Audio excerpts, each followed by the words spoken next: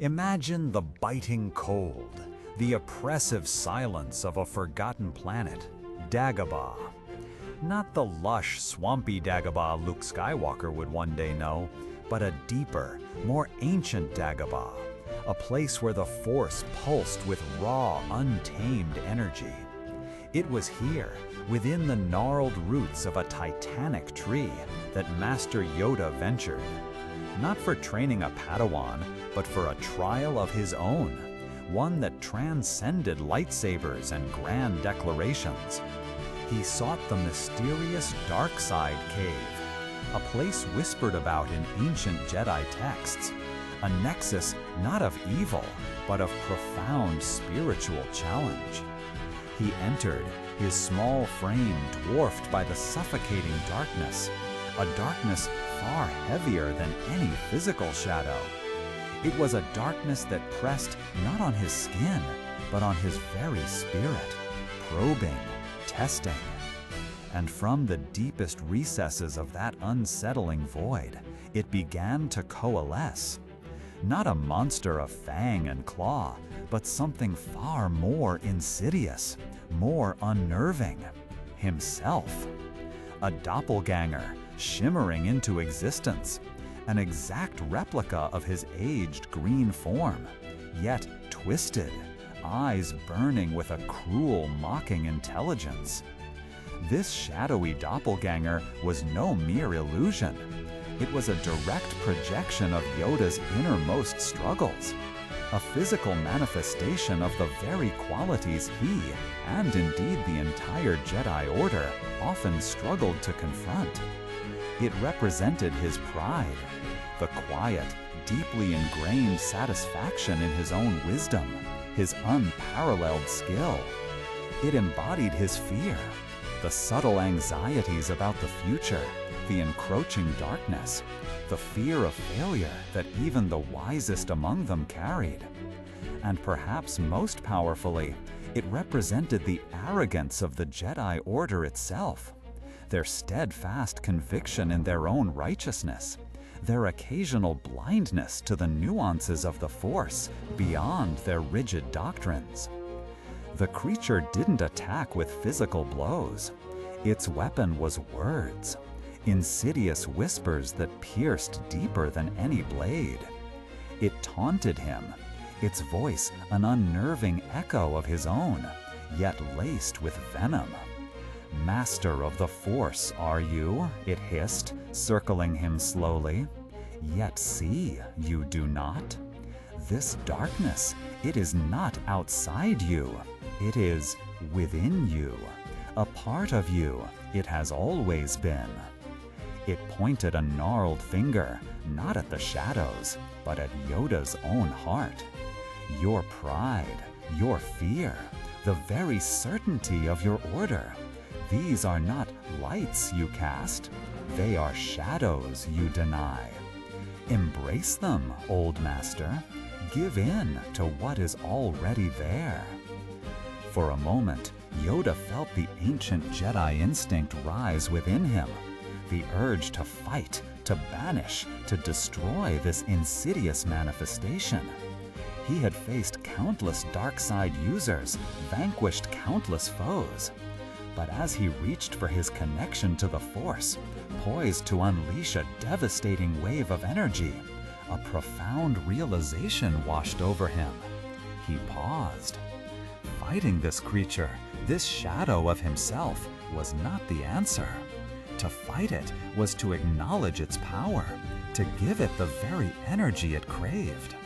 It would be to validate its claim, to accept that the darkness it represented was indeed part of him in a way that defined him.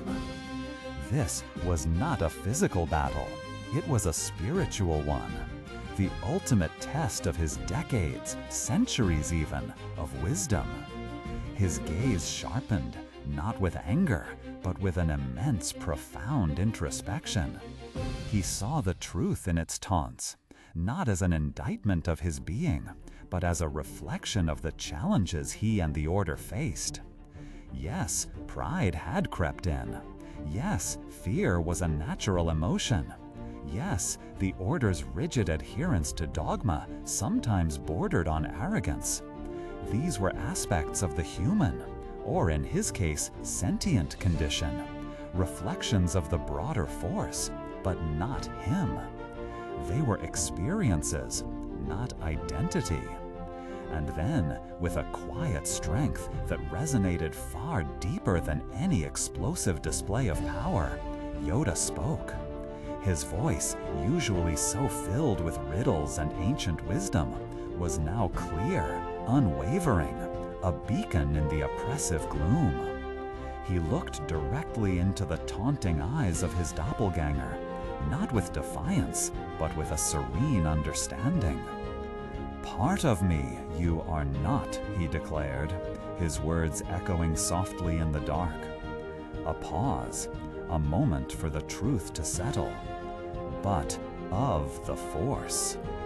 It was a statement of profound distinction.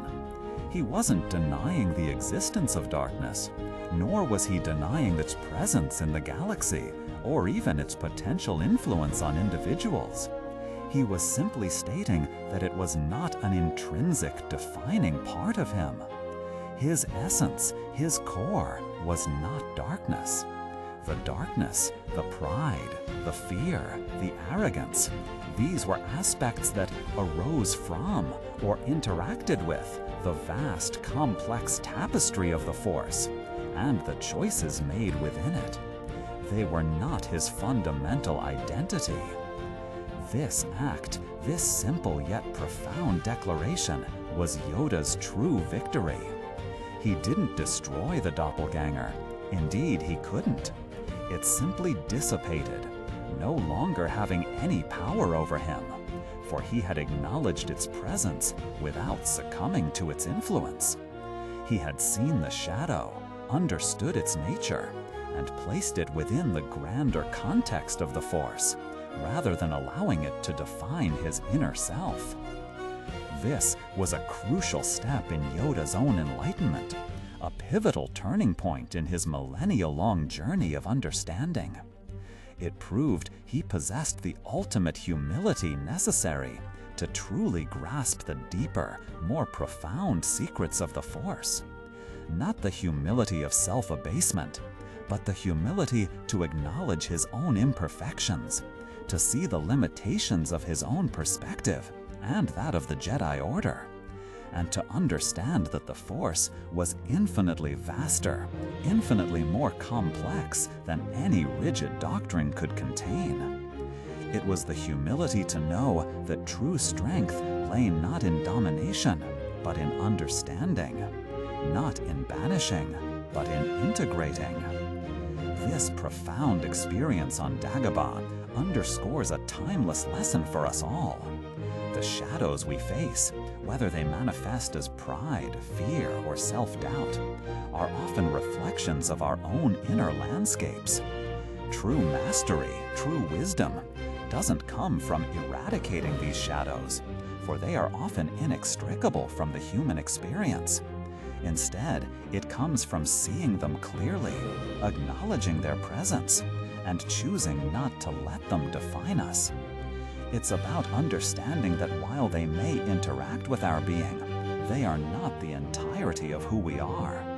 We are part of something larger, something more profound than our individual struggles. We hope this exploration of Yoda's profound journey has resonated with you. What are your thoughts on confronting inner shadows?